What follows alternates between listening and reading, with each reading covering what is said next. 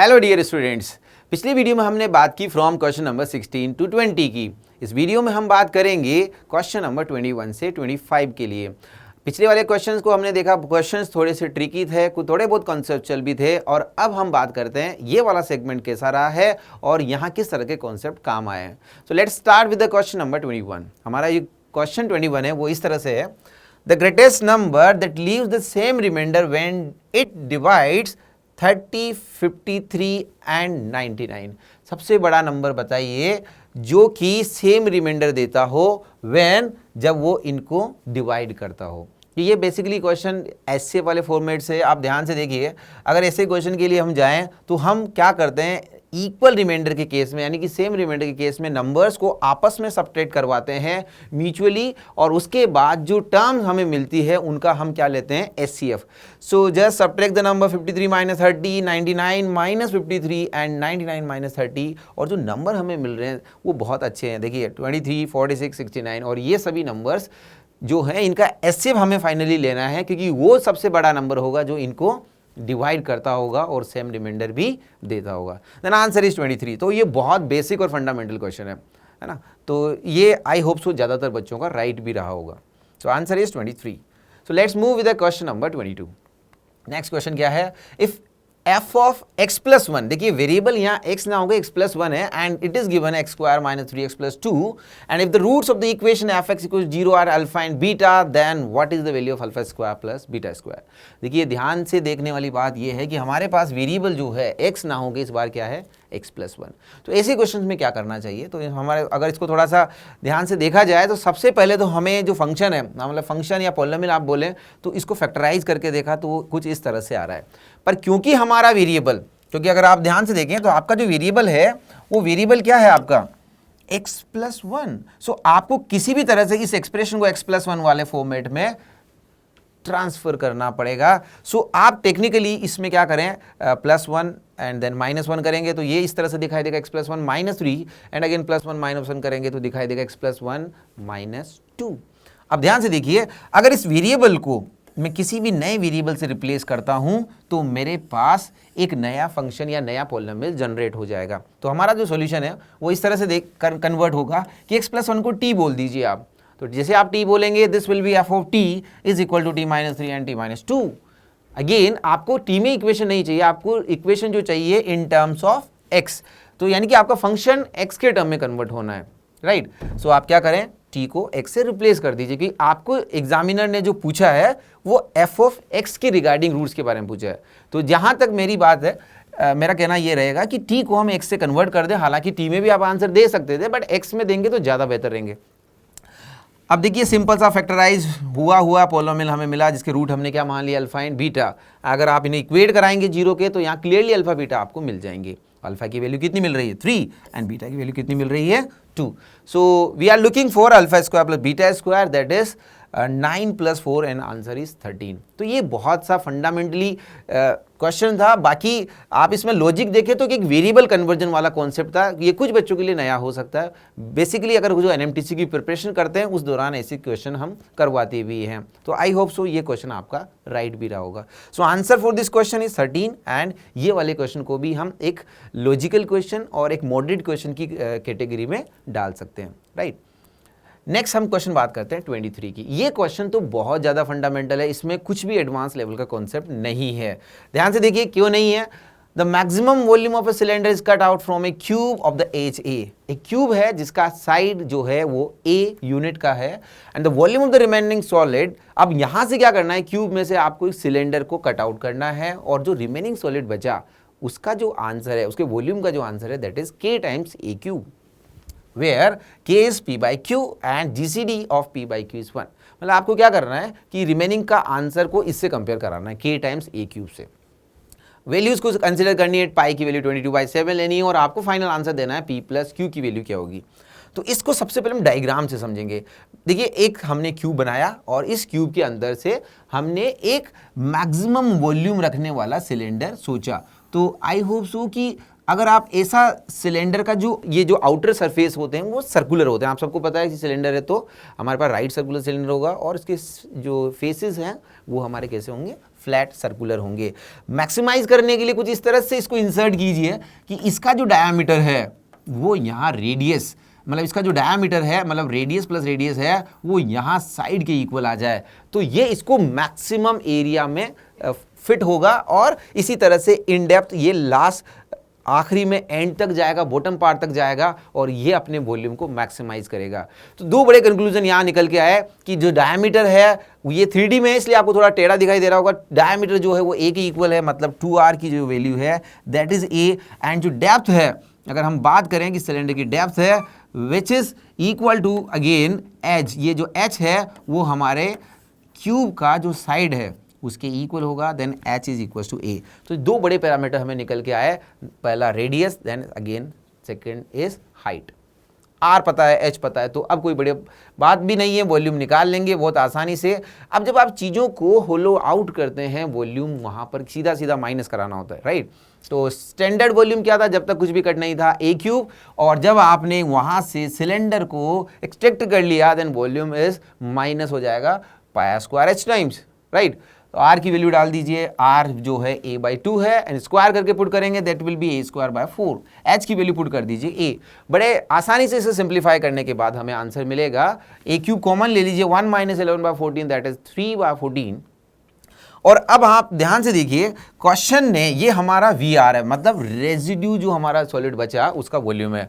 अब आप ध्यान से देखिए हमारे क्वेश्चन ने इस वॉल्यूम को k टाइम्स a³ से डिनोट किया है, तो बहुत क्लियर सा मैसेज है कि इसको कंपेयर करा लें तो k मिल जाएगा। तो ध्यान से देखिए k की वैल्यू क्या हो जाएगी, by comparison k will be 3/14। But हमारे एग्जामिनर ने कहा है कि ये दोनों को प्राइम है, को प्राइम की डेफिनेशन सेटिस्फाई भी हो रही है और हमसे वो चाहते हैं कि आप p + q का सम बताइए, then answer is 17।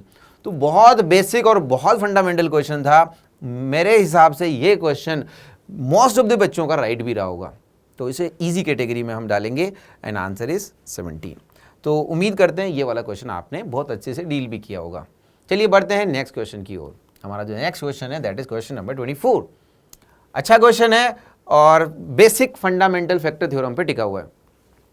If the reducible quadratic factor of, ये बाइक्वाड्रिक इक्वेशन दे रखी है, 5x4 + 9x³ - 2x² - 4x - 8 is ax² + bx + c, then what is the value of a² + b² - c² is, ये हमसे पूछा गया।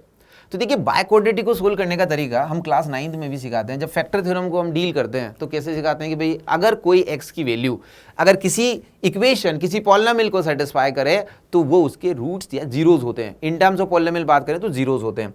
तो वहाँ से जो x की वैल्यू मिलेगी उसके रेस्पेक्ट में आप कोई भी टर्म बनाएंगे, लीनियर एक्सप्रेशन, क्वाड्रेटिक एक्सप्रेशन, वो उसके फैक्टर्स होंगे, क्योंकि वो x की वैल्यू पर वो पॉलिनोमियल हमें क्या आंसर दे रहा है, 0 आंसर दे रहा है।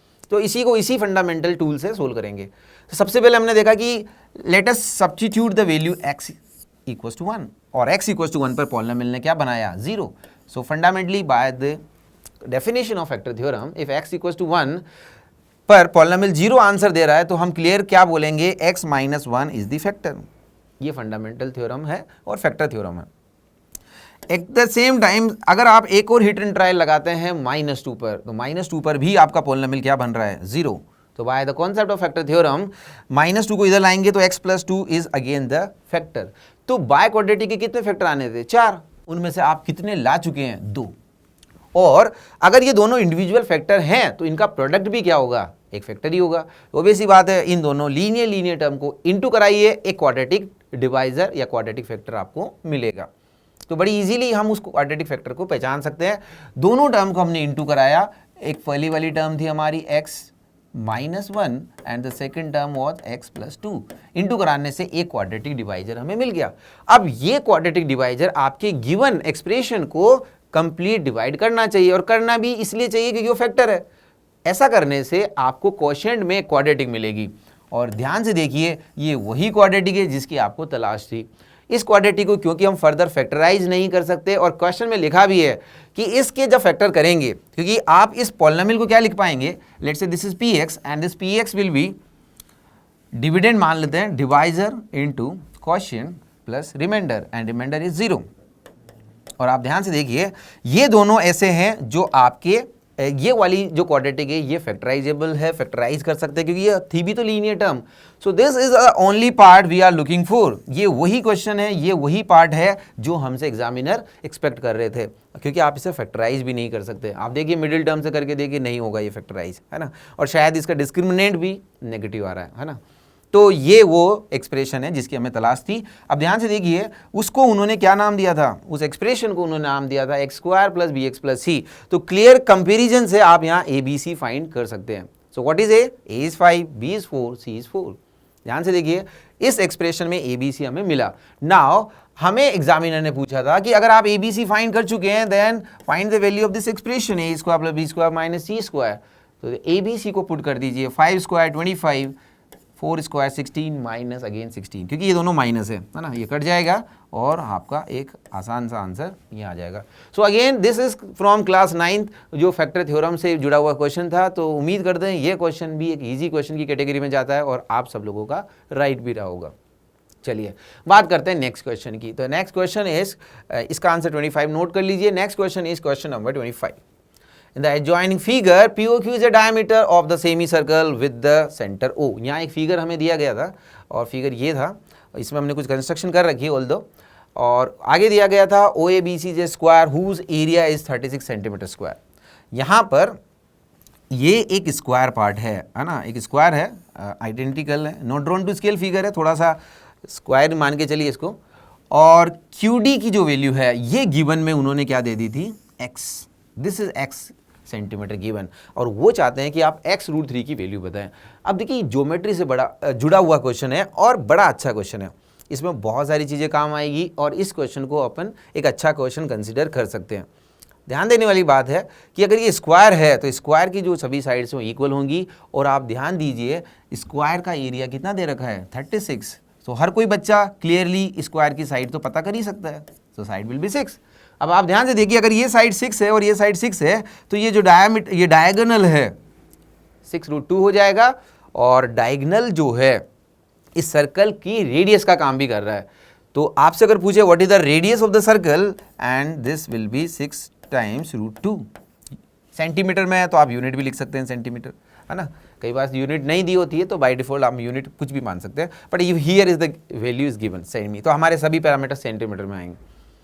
देखिए रेडियस कितनी आ गई, 6√2। अब थोड़ा टेक्निकली समझिए, अगर आपने कहा कि ये 6 है और ये पार्ट भी 6 है तो ये वाला पार्ट क्या बचेगा, r-6। इसको हम r मान चुके हैं, और थोड़ा सा और ध्यान से देखेंगे तो ये जो पार्ट है ये एक राइट एंगल ट्राइंगल बनेगा। क्यों बनेगा, क्योंकि डायमीटर के साथ बनने वाला ट्राइंगल कैसा होता है, राइट एंगल ट्राइंगल, ठीक है। और यहाँ भी ये 90 डिग्री गिवन है। अब इस चीज में हम ध्यान से देखें तो पहला जो चीज हमें मिला वो था diagonal of the square will be the radius of the circle. तो हमने ये चीज को नोट करके रख लिया, कहीं भी हमें जरूरत पड़ती स्मॉल r की तो हम 6√2 पुट कर देंगे, राइट। अब इसमें फर्दर सॉल्यूशन की बात करते हैं। तो देखिए अगर इस डायग्राम में अगर आपको देखिए तो एक दो बड़ी अच्छी चीज मैं आपको दिखाता हूं, PDQ मतलब ये जो बड़ा वाला ट्राइंगल है ना, और एक ट्राइंगल और हम ले रहे हैं COQ, यानी कि ये जो छोटा ट्राइंगल है। इस ट्राइंगल में अगर मैं इसको अल्फा मान लूँ तो देखिए बड़े ट्राइंगल में अल्फा और 90 है, देखिए ये अल्फा रहा, ये 90 रहा, और छोटे ट्राइंगल में भी क्या है, ये अल्फा है और ये 90 है। तो बाय एंगल क्राइटेरिया यहाँ पर दो ट्राइंगल सिमिलर हो चुके हैं। तो देखिए था ना एक अच्छा क्वेश्चन, सर्कल भी रहा, ट्राइंगल भी है, स्क्वायर भी है, सिमिलैरिटी भी है, मल्टीपल कॉन्सेप्ट यहाँ काम आए। तो ये एक अच्छी कैटेगरी का क्वेश्चन है। आप इस एंगल को मैंने अल्फा मार्क किया है, लेट से इसको थीटा या अल्फा कुछ भी आप नाम दे सकते हैं, वो तो डजंट मैटर, पर डबल ए क्राइटेरिया से इसके दो एंगल और बड़े वाले ट्राइंगल के दो एंगल सेम है, तो डबल ए क्राइटेरिया से दोनों क्या हो जाएंगे, सिमिलर। और आप जानते हैं जब ट्राइंगल सिमिलर होते हैं तो साइड्स क्या होती हैं, प्रोपोर्शनल। तो साइड को हमने प्रोपोर्शनल कर दिया, QO/QD, OC/DP एंड QC/QP, और इनकी वैल्यूज हमने सब्स्टिट्यूट कर दी। अब देखिए सब्स्टिट्यूशन के दौरान हमें पता था रेडियस कहीं जिक्र आएगा तो उसको क्या पुट कर देंगे, 6√2, क्योंकि हमने प्रीवियस वाले स्लाइड्स में आपको दिखाया कि रेडियस इज 6√2। आर को पुट कर दीजिए 6√2। एक क्लियर कट रिलेशन हमें मिला, QD is what, QD is √2 times DP।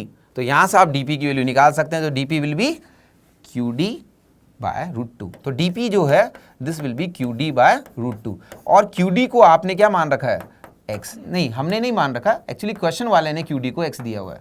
अगर आप ध्यान से देखें तो क्वेश्चन में QD की वैल्यू x थी, राइट। तो जैसे आपने QD को एक्सपोर्ट किया, DP का आंसर भी हमें मिल गया। अब क्या चाहिए, अब आप ध्यान से देखिए, आपको DP पता है, राइट, आपको QD पता है, राइट, और आपको ये चीज़ भी पता है, दिस इज डायमीटर। अब ये एक राइट एंगल ट्राइंगल है जिसमें आपको पाइथागोरस को यूज़ करना है। सो this is the only simplification process. आप इसमें सीधी सीधी पाइथागोरस लगाइए और आंसर मिलेगा। तो इसका स्क्वायर प्लस इसका स्क्वायर बराबर इसका स्क्वायर, बड़ा आसान सा क्वेश्चन हो गया। अब तो हम सिंपल सा इसमें पाइथागोरस अप्लाई कर रहे हैं। तो QD तक हमने सोल्व कर लिया था और पाइथागोरस लगाइए, Q square QD square that is x square. अगर इसका स्क्वायर करेंगे this will B x square by 2, और जो डायमीटर है वो 6√2 आया था, सॉरी रेडियस कितना आया था 6√2, तो डायमीटर कितना हो जाएगा 12√2। स्क्वायर करेंगे, सोल्व करेंगे और हमें आंसर मिलेगा। सो यहाँ हमें आंसर जो मिलेगा वो x का मिलेगा। पर ध्यान देने वाली बात यह है कि एग्जामिनर ने हमसे x नहीं पूछा था, एग्जामिनर ने हमसे क्या पूछा था, what is the value of √3x। तो देयर माइट बी चांसेस कि कुछ बच्चे जल्दबाजी में, क्योंकि ये सब्जेक्टिव क्वेश्चन था, ये आंसर लिख कर आ गए होंगे, ऐसा हमारा अनुमान है। हालांकि आप लोगों ने इसका ध्यान रखा होगा, पर हो जाता है जल्दबाजी में। तो हमें जो आंसर देना था वो था √3 times of x, and this is 8√3 multiply by √3 and answer is 24। सो ये एक बहुत अच्छा क्वेश्चन मैं इसको बोलूँगा, क्योंकि इसमें बहुत सारी चीज़ें हैं काम आई है। सिमिलैरिटी इसमें काम आया है, सर्कल की प्रॉपर्टीज इसमें आपने काम में लिए। अगर आप ध्यान से देखें तो इसमें मल्टीपल चीज़ों का कॉन्सेप्ट काम आया है, क्राइटेरिया जिसमें काम आए। तो ऐसे क्वेश्चन को हम एक अच्छा क्वेश्चन मानते हैं और हर साल ऐसे क्वेश्चन जरूर पूछे जाते हैं जहां मल्टीपल कॉन्सेप्ट काम आते हैं, राइट। सो हमारा इस क्वेश्चन का जो आंसर था that is 24। So this is all about from question 21 to 25। I hope so आपको ये क्वेश्चन अच्छे से समझ में आ गए हैं, और अगले वीडियोज़ में हम बात करेंगे आने वाले नेक्स्ट क्वेश्चन की 26 to 30। And stay tune and watch the next slides और next videos for the upcoming question. Thank you so much.